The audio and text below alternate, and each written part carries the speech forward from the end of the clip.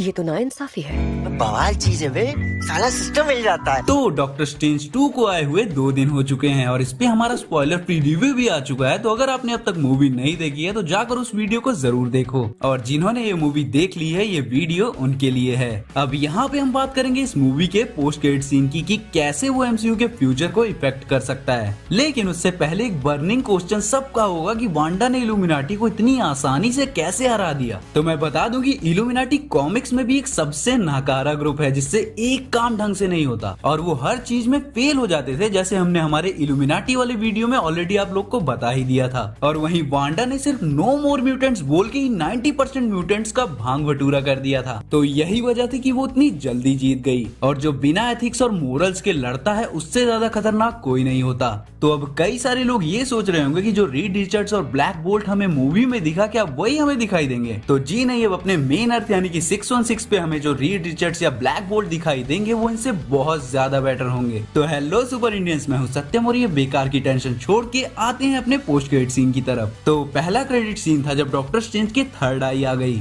जैसे sinister strange की आ गई थी। इवन बैकग्राउंड म्यूजिक भी सेम था दोनों मोमेंट्स पर। अब इसका सिंपल आंसर ये है कि ये इसलिए हुआ क्योंकि स्ट्रेंज ने डार्क होल्ड यूज किया था, लेकिन उसने सिनिस्टर स्ट्रेंज जितना भी कोई बड़ा कांड नहीं किया था कि इतना ज्यादा करप्ट होने के लिए डार्क मैजिक उसे तीसरी आंख दे दे। पर हाँ, उसने फॉरबिडन मैजिक यूज किया जिसके लिए सोल्स ऑफ डैम्ड ने उसे बोला भी था कि अगर उसने ये फॉरबिडन मैजिक यूज किया तो कॉन्सिक्वेंसेस इटर्नल्स होंगे, यानी उसकी बॉडी और सोल पे बहुत इफेक्ट होगा। अब तुम लोग सोच रहे होगे कि वो नर पिशाच जैसे बंदे कौन थे, यानी कि वो सोल्स ऑफ डैम्ड कौन थे। तो जैसा कि हमने हमारे मून नाइट वाले वीडियो में बताया था कि मरने के बाद तुम्हारी सोल या कॉन्सियसनेस किसी अल्टरनेट डायमेंशन में चली जाती है जो किसी स्पेसिफिक गॉड से रिलेटेड होती है। तो वेल, जो भी डार्क होल्ड यूजर्स थे ये सोल्स उनकी थी। और ये चीज तो मूवी में क्लियर ही कर दी गई कि डार्क होल्ड को क्रिएट करने वाला गॉड ही चैथॉन है, और इसीलिए डार्क होल्ड को बुक ऑफ द डैम्ड भी बोलते हैं। तो ऐसा हो सकता है कि फ्यूचर में हमें चैथॉन देखने को मिल जाए। और इसके बाद फाइनल क्रेडिट सीन में हमें क्लिया देखने को मिलती है, जो कि कॉमिक्स में हमारे डॉक्टर स्ट्रेंज की वाइफ और सॉर्सरर सुप्रीम भी रह चुकी है। और कब तक डॉक्टर स्ट्रेंज सिंगल रहेगा मूवीज में, और वो बोलती भी है कि उसकी वजह से एक इनकर्जन हो गया है जिसे फिक्स करने के लिए उन दोनों को चलना पड़ेगा। अब ऐसा इसलिए हुआ क्योंकि स्ट्रेंज से मल्टीवर्स ऑफ मैडनेस में जितने भी कांड हुए उसे फिक्स नहीं किया गया, बल्कि वांडा को रोका गया आगे कुछ करने के लिए। अब ये सारे जो इनकर्जन इवेंट्स हैं इनके होने का सीधा सीधा रीजन है कि एमसीयू अब सीक्रेट वार्स की स्टोरी लाइन की तरफ बढ़ रहा है, जहां पूरा मल्टीवर्स खत्म हो जाता है। लेकिन ये लोग इस प्रोसेस को काफी स्लोली कर रहे हैं ताकि फैंस को समझ आ जाए। अब जो पोर्टल क्लिया खोलती है वो डोरमामू वाले डायमेंशन के सिमिलर लगता है। तो ये थोड़ा सा ऐसा लगा कि कहीं फर्स्ट मूवी की एंडिंग में डोरमामू किसी यूनिवर्स से अर्थ पर नहीं आ रहा है, बल्कि वहाँ लिटरली दो यूनिवर्स आपस में मर्ज हो रहे हैं। और ये एक और इनकर्जन का रीजन बनता अगर डॉक्टर स्ट्रेंज डोरमामू को नहीं रोकता तो। और अब स्ट्रेंज खुद धीरे धीरे डार्क मैजिक पे शिफ्ट हो रहा है, पर इन सब का पता तो आने वाली मूवी में ही चलेगा। पर ये कैंग वाली सिचुएशन और इनकर्जन वाली सिचुएशन यही बता रही है कि अब एमसीयू सीक्रेट वार्स का सेटअप कर रहा है। तो जल्दी ही हमें ना सिर्फ फैंटास्टिक फोर एक्स-मैन पर डॉक्टर डूम की एंट्री भी देखने को मिल सकती है।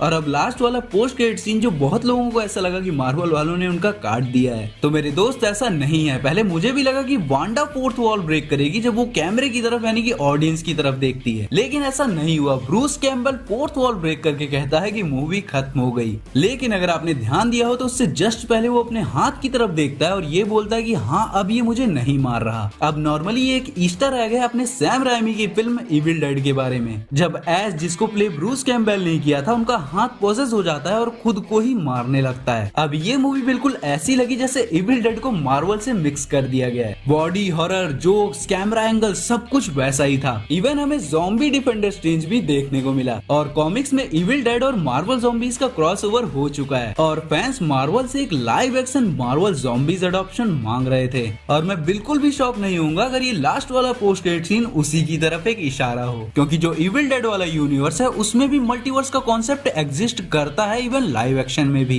तो ऐसा हो सकता है कि उसी मल्टीवर्स के लफड़े में एक मार्वल ज़ॉम्बी यूनिवर्स वाली फिल्म और शो आ जाए जिसमें आर्मी ऑफ डार्कनेस का क्रॉसओवर हो और उसके डायरेक्टर अपने सैम राइमी ही होने चाहिए। बाकी ये movie pure Sam Raimi movie थी अगर तुम्हें उनकी हॉरर मूवीज देखी है तो गाइज ये था आज का वीडियो जहाँ पे मैंने आपको मल्टीवर्स ऑफ मैडनेस के दोनों पोस्ट क्रेडिट सीन के बारे में बताया। तो इसी के साथ मुलाकात होगी अगले वीडियो में, तब तक के लिए bye, may the force be with you.